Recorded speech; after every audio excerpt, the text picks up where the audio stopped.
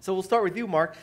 Tell us about your analysis of where photography fits in today with social media.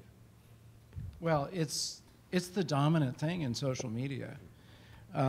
Being an old school, wet-fingered, darkroom photographer, you know, really we never dreamed that our photographs could be spread so widely.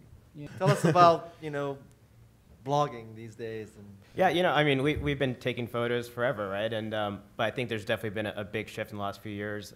That's sort of why we started Posterous. You know, the first is mobile. You know, that's where people are taking photos. You know, we're seeing less and less of people using their point and shoots. So when you're taking photos from a mobile device, you want to get it online really quickly.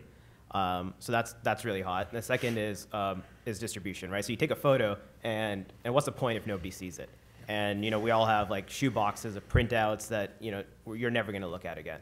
But now we have Twitter and we have Facebook and we have all these different channels to actually get that photo to people. And I think that's where we've just scratched the surface of what that looks like, and you know all these great products that Scoble mentioned. You know, everyone has their take on how to get distribution for photos, and I think that's really exciting to sort of use Twitter and Facebook and all these other platforms to just enhance that.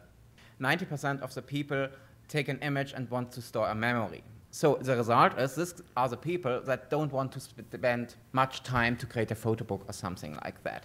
It's stored, it's fine. We learned yesterday it's an emotional thing regarding to an event. If the event is gone after one day, normally they start to forget that they take a photo.